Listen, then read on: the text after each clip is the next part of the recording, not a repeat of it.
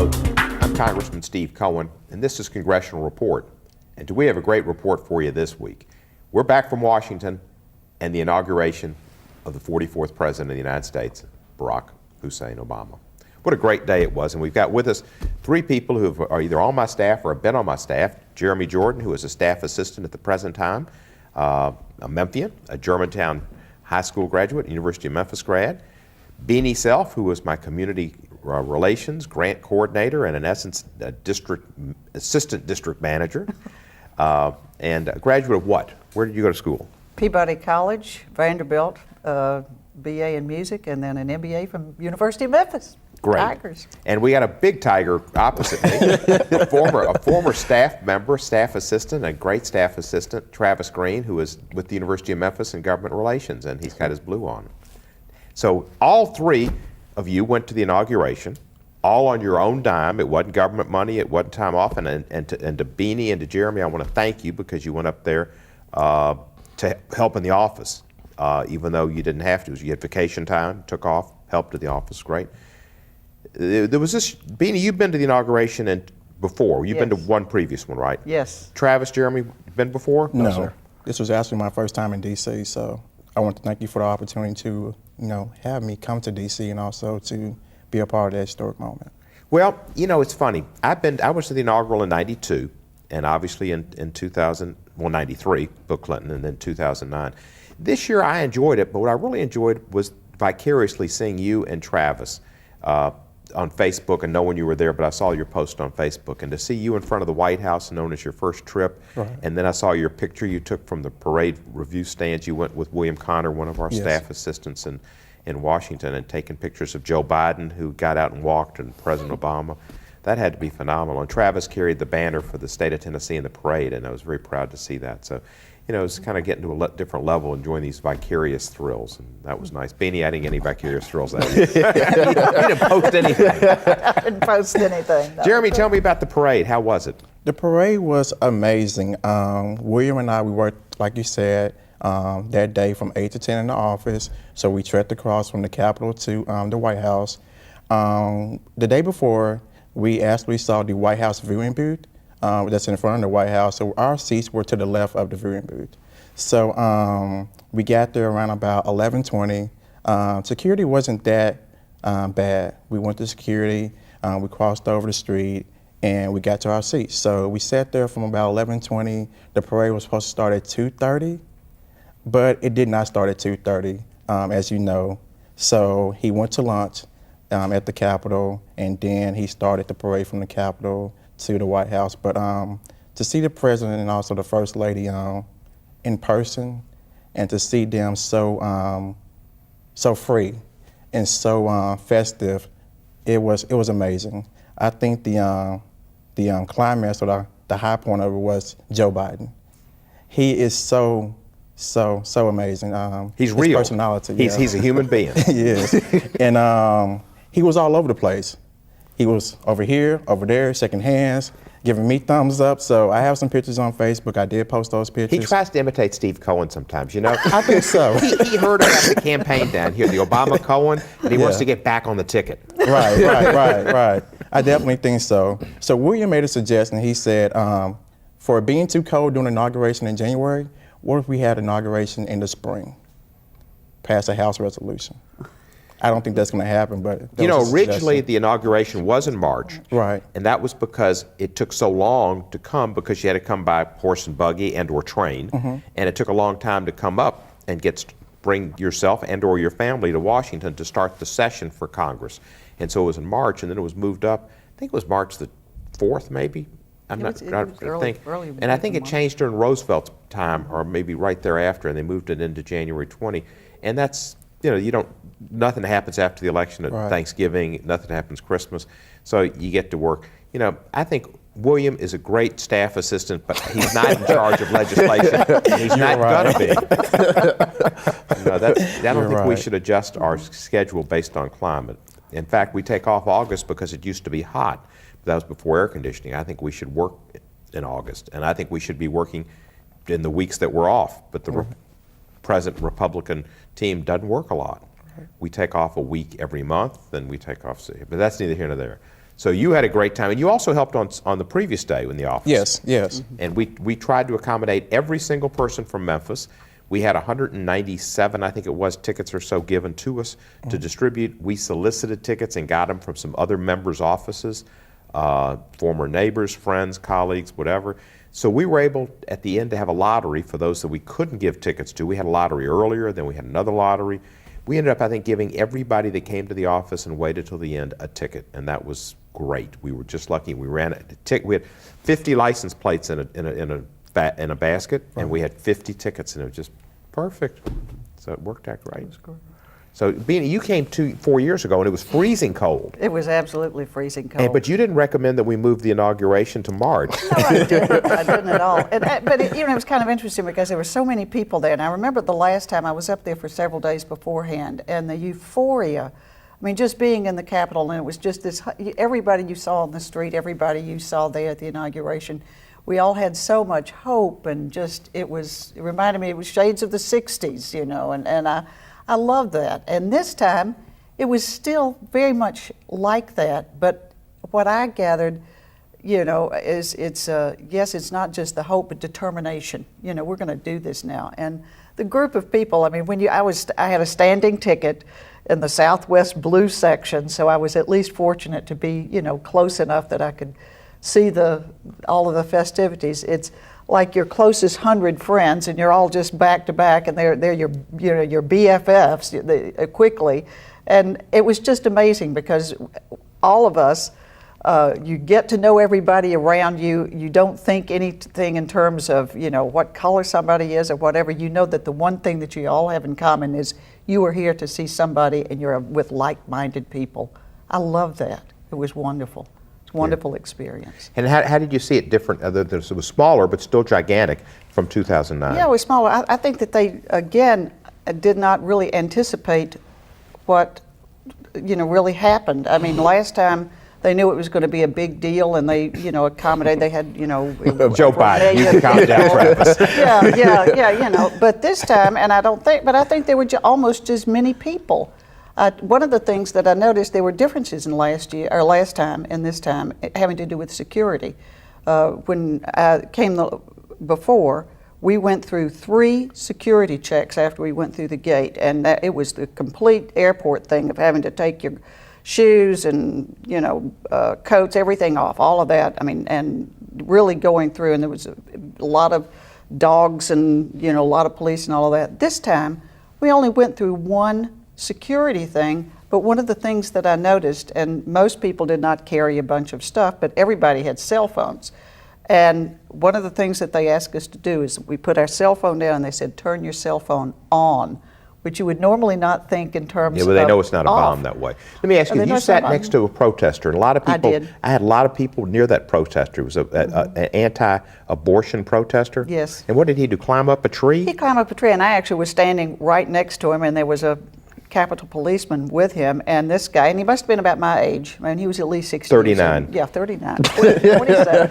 And he started climbing up the tree, and of course, everybody around me, we thought, oh, well, this is interesting. He got up, and he about halfway up the tree, and the policeman let him climb up, and we thought, well, he's getting a better view. About halfway up, he opened up his coat and pulled up his shirt, and he had he had a cardboard sign that says, abortion is evil, and started screaming at the top of his voice, just very derogatory to things about the president and about all the people around. Well, everybody that I was around, we were all kind of shocked and horrified, but it was interesting. All the comments were, oh, well, it'll just be a matter of time. They'll have him down, and then after 15 or 20 minutes, is this going to make Saturday Night Live? Did he stay screaming the whole time? He screamed the entire time. There were several efforts to try to get him down, but he literally climbed to the very top of the tree and was leaning on the edge of the tree, still shouting all the way through. Do you know if that became a news story anywhere? It did. It actually, I know in Nashville, my mother called me and told me about it. It was in the Nashville Did they arrest paper. the fella? Or Certainly they arrested him. And I think for disturbing the peace or whatever? Disturbing the peace, and it was illegal to Maybe bring a any crime kind against of poster. nature, climbing up the tree. Well, and that was the thing that was really astounding me, because there were several limbs that got cut off when they did try to bring the ladders in. But he extended the ladders. One of the things that they did do right off the bat, and we were all, of course, applauding it, is that about 20 Capitol Police and Secret Service guys marched in and completely surrounded the tree and made us all move back. Yeah. And it was probably a good thing because there were some people that probably would have. But that was a little taken out. sideshow. Travis, you It missed was. all of that. You didn't get to see the inauguration, sir. did you? No. Because you were on early duty. What time did you get to wherever you got to We got to the- participate in the parade? We got to the Pentagon at 7:30 off the metro stop, and from there And when you say we, did everybody in the parade start there? Mm-hmm. Started at the Pentagon, left there. We went through several security points, checkpoints, and then we were bused to the Capitol. So if you saw the president at one end, we were at the back end in a white tent, and we stayed there for probably about from 7:30 to about 2 or 3. We lined up, and in the midst of that, I saw a buddy of mine who I served in the military with in the That's a Marine great Corps. story. What was his and name? Zawarski. Yeah, and he yelled out. He held out green, and I'm thinking, who is that? You know, who can they be talking to? And he said Corporal Green, and I was like, turned around, and it was a guy who I served with the back in Fort Lee, Marines. Virginia, right, in the Marine Corps, and he's in a Presidential Guard, and they marched in parade, and I took pictures of him, and it was kind of surreal, and then to get out there and to see all the different people in the parade from different nationalities from all over America. You had the mariachi band, you had NASA, and I was so excited about being in a parade that the astronauts were right in front of us, and I didn't take a picture with them. And so it was kind of a great moment just to be there, and by the time nightfall came, we were walking down the street, the president walked on, and everything was dark. And right in front of the president, the lights were beaming down. It was like a checkpoint. And when you got there, it was like all of the lights were just beaming on you. And the president was like no more than 10 to 15 feet off. And did he yell out, "Hey, Corporal Green"? No, no, he waved. You know, the whole president and their entire family was there, and it was surreal. It was just like, wow. Could you see the president? In the Yes, it Right up was. close. The glass was, Right clear. there. It was just right there. Did the daughters yell out, "Hey, Trav, They were what are you there. doing tonight"? They were there, and they had their phones and everything, and they were taking pictures. It was great. You know, it was a fortunate chance. And you got some pictures, or people. I saw one picture on Facebook of somebody, maybe your sister, had taken of the television Oh, the screen television. with you marching with the Tennessee banner. Yes, sir. And I thank you for providing me that opportunity. It was a chance of a lifetime to see our president there. So, Well, I was proud of you. We got that chance at the last minute, and they asked, "Do you have somebody you'd like to have do this?" And you were the first person that came to mind. thank you. When you were with all these folks, when you went on this bus, were you with the Dobbins Bennett Band, or Yes, sir. So you stayed with Tennessee. Stay with Tennessee. And where were y'all in the parade? Was it alphabetical? It was 50. All 50 states have somebody. Right. How did it determine who was who? I don't know. So we got up in one intersection, and sometimes, they would be radioed in, all right, let them go, and so on and so forth, because right in front of us, it was one school from California's Palm Springs, California, and they went up ahead, and then a couple more people went in, and then we got there, and then the astronauts came by, and I wasn't thinking, I was like, why is NASA here, and what is this hunk of, junk here? But I think it was the Mars rover landing gear, and it was all the astronauts, and I was like, and I thought about it the next day, I was like, those are real astronauts, so it was a fortunate opportunity. Well, it was, and I was just happy you had the opportunity. And that Dobbins Bennett High School represented Tennessee. Yes, sir. I didn't get a chance to see the parade. What happened? I had an unusual, and this again was having lived more vicariously and having done it before. We had Congress people sit behind the president, and you sit by seniority. And so I had a better seat than I did 4 years ago, much better. It was the end of my class, because my buddy John Yarmouth and I were together, and John came a little late, and I waited for John, and so we were the last people in the class of '06, and there was only one class beyond us, the class of '08, so we were right starting with them. This time, I called John and said, "John, you remember last time you got there late? Get there early." So we ended up at the beginning of the class of '06, so we had good seats. Right. And about the fourth row up, and I did a little bit, not really quite like your protester, but I had fun. And when the president came out, and he had been out, and he was waving, shaking hands or whatever, I was about 10 seats away from Ed Perlmutter, a member of my class and a good friend. And Perlmutter was kind of hollering out some across the way. The House was on one side and the Senate was on the other side of the semicircle. And on the other side was Joe Donnelly, one of our classmates who just got elected to the Senate from Indiana. And Chris Murphy was about 5 seats over from him, a classmate who just got elected from Connecticut. So I yelled some, but Perlmutter started it going, "Hey, Donnelly, hey, Donnelly." And I helped, "Hey, Joe, hey, Joe." And then we all started yelling, "Hey, Donnelly." And Donnelly saw us, and Donnelly waved and smiled and waved. And I went, "And Murphy, too." So Chris waved at us. And so we got in a little bit of, there was time at the beginning because they were taking their time to bring people in. So when the president was walking around, I got up and I yelled down the road to Perlmutter. I said, "Hey, Perlmutter, fired up?" And he yelled back, "Ready to go." And then I came back and some people joined me with "fired up" and then the "ready to go" guy. And we did it about 4 times and it got going. Maybe 20, 30 people joined us. Wow. And that was pretty cool. And the next day on the floor, a few people came up to me and they said, "Well, you were certain," I think it was Donnelly when he came over. He had to wear an Alabama tie on the floor. He had made a bet with Terry Sewell. He's a Notre Dame grad. So he came over from the Senate to the House and wore an Alabama tie. And that was the bet. And Donnelly came over. He said, you were certainly rowdy yesterday." I said, "Yeah, and Perlmutter, you did a great job working with me." And he said, "Yeah, but the president waved at you." I said, "Well, that's leadership." But the president did turn and wave at me, and I gave him a fired up. So we had fun with it. I saw Congressman Grayson behind you from Yeah. Florida. I was surprised to see him there. He's he's really a nice human being. I didn't deal with him in the first term much, and I have to admit I was maybe prejudiced because he wears boots all the time, and he dresses like this character in Guys and Dolls that was Big Julie. He always wore like colored shirts and colored ties, and he just looked like Big Julie. And after he got beat, I went and talked to him one day and realized he was really a bright, sensitive human being. So, we were fine. He kicked me a little bit when I sat down by accident, and he said, "Pardon me." And I turned, I said, "As long as it's not your boots." And he said, "I saved those for Republicans."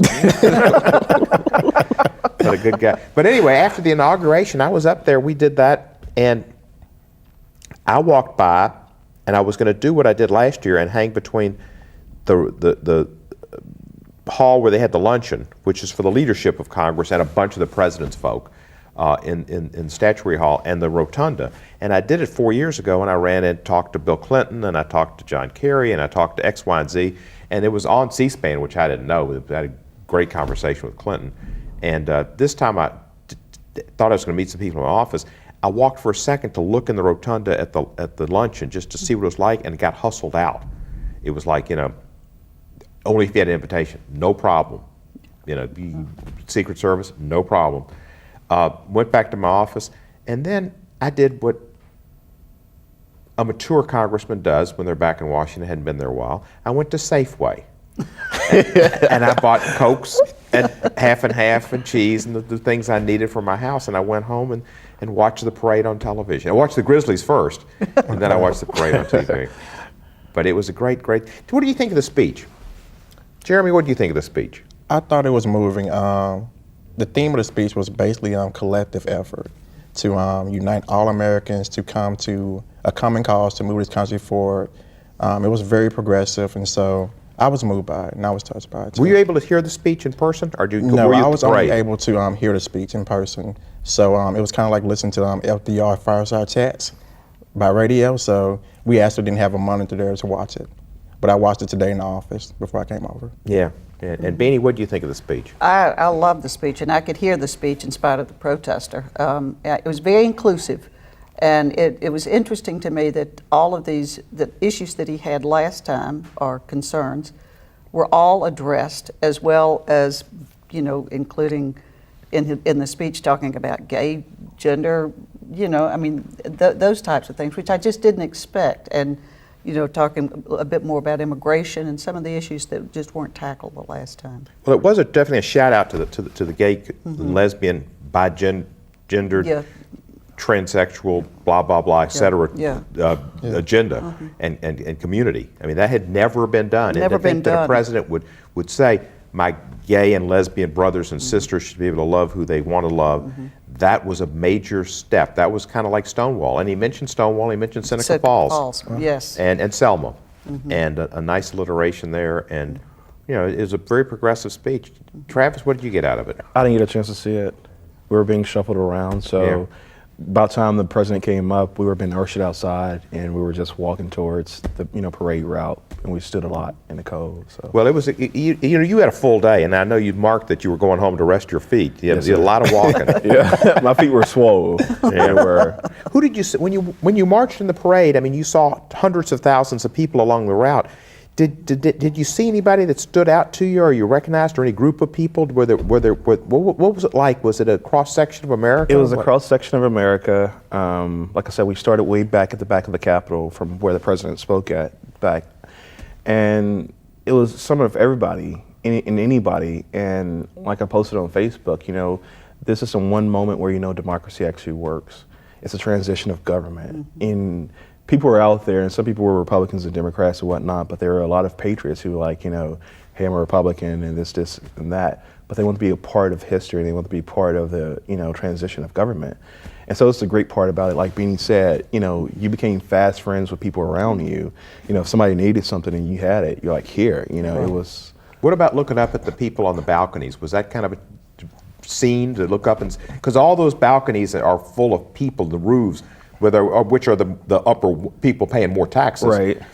I think the best place was the museum in the Canadian Embassy. Yeah. The museum was packed out, and they had people all around the museum top part along the balcony. And actually, I went there for the first time with you for Hank Greenspun, and during that event for the documentary of that. So it was surreal just to see all of the people lined up. The Canadian Embassy was there, the museum, and then the different hotels and whatnot. So I think they had a very good time because they were warm at the same time they could see the parade. So they probably had the best seats in the house. I was invited to a great party, I'm sure it was a great party, by Franklin Haney. Franklin Haney was the first person that I actively worked for his election in Tennessee in 1974 when he ran for governor, and I was coordinator of his campaign here. And I loved Franklin. He finished like third or fourth. Ray Blanton won that election. And I lost touch with Franklin. He's made an immense amount of money, and he's got this fabulous penthouse at 801 Pennsylvania, and invited me to luncheon, and I wanted to go to see Franklin because I really liked Franklin, and it had been a great political place to go. I'm sure there were a lot of Tennesseans and a lot of donor types because he raised millions for the president. But I did Safeway, and then once I got back to my house, I was home. I understand. Lock the doors. I was home. But I thought the speech touched so many points: global warming, Right. Climate change, justice and equal rights. Dr. King, of course, was Martin Luther King's holiday. I saw Marty King III, and I saw Al Sharpton afterwards. In fact, when I came out, I walked out the tunnel where the president walked out. I'd gone there, and I thought, why not? So I walked out the red carpet, and I got up there, and John Conyers was with me. And John Conyers, we were in the crypt area underneath in the first floor, and he introduced me to Al Sharpton. Of course, I know, but John Conyers didn't know that. And he said, "Do you know Congressman Cohen?" He said, "Of course I do. He's been on my show, and yeah, he got that cheer started today." That's great. But that was pretty cool. And who did y'all see that really turned you on during the festivities? You saw the president, obviously. Yes, I saw the president, the first lady, Dr. Biden, and also I saw the vice president. But I actually saw, we had two parades. So they were saying the first parade was just the parade of buses. They were coming down towards that way. And so I saw. Was that the one Travis was in? Probably so. Probably so. Probably so. And I saw Rahm Emanuel, the mayor of Chicago. And after we were leaving the parade, I saw the Secretary of Defense, Leon Panetta. Yeah. So, yes. Did you see anybody in the crowd that you knew from Memphis or JC. from Oh, wow. JC. No. And in the crowd from Memphis, well, there were several elected officials that locally elected officials that I saw. And what did you think about the crowd at our office? Oh my goodness! Well, on Sunday it was Packed. It was packed. It was packed on Sunday. And one of the comments, it was interesting. The next day, some of the other folks that work in Rayburn came by, and they wanted to know what kind of party we were having on, because we were the only ones who had that number of people, and they were truly impressed with the number of folks. And they were again, some of the elected officials who came in the office, and there were a lot of people I knew that were fortunate enough to be able to get a ticket, and they were ecstatic to be here. A good turnout. Travis, what do you see in Washington? You've been in Washington a lot, though. Yes, sir. The parade was great, you know, and the opportunity just to walk down the parade route and see the president and the vice president and the entire family. You know, you see them on TV, but to see them actually up close and personal, you know, that was great. And in regards to the office, you know, Marilyn and Brittany and Craig, you know, they were working, and Paul, you know, they all kept their cool. There was a lot of demands, and I'm sure a lot of people thought they weren't going to get tickets, but it was all professional. It was all great. You know, it was good. And so it's like Southern hospitality in D.C. So We tried to do it, and we try to make everybody that comes to the office feel comfortable. We're in a new office. First time, I guess, first time you've been in Washington, Yes. first time either one of you all have seen it. We just moved into 2404 Rayburn. Much larger office for me, nice offices for the staff, and closer to committee rooms and the Capitol and all those things. But it's much, and we're on the 4th floor, and we had nice to show it to our constituents and have them start to see their new home. And I told them, which is what the truth.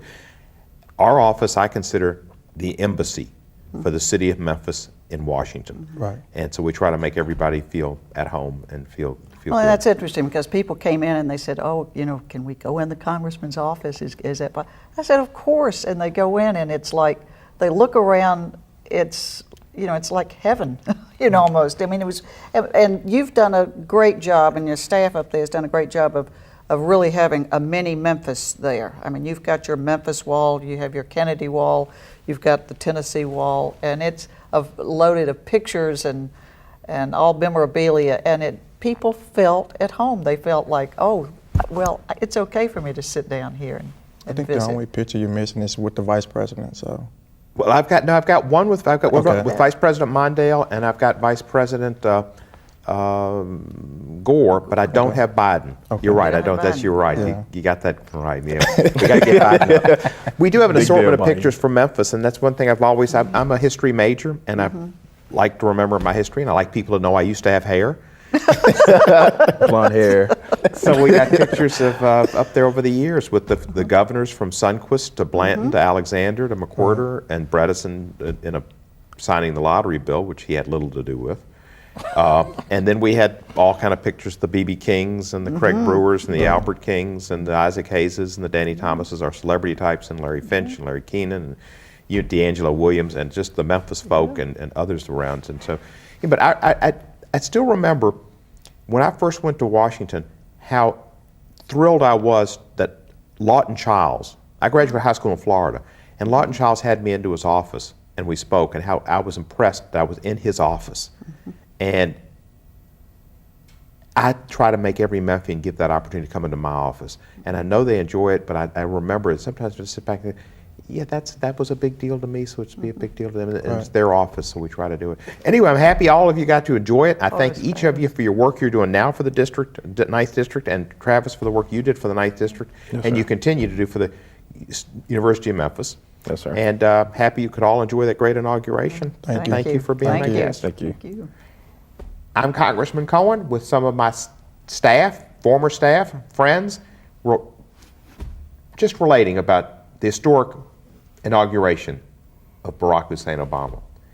Thank you for watching, and if you have questions, our office number is 544-4131, 544-4131, or www.cohen.house.gov, and we'll get back to you.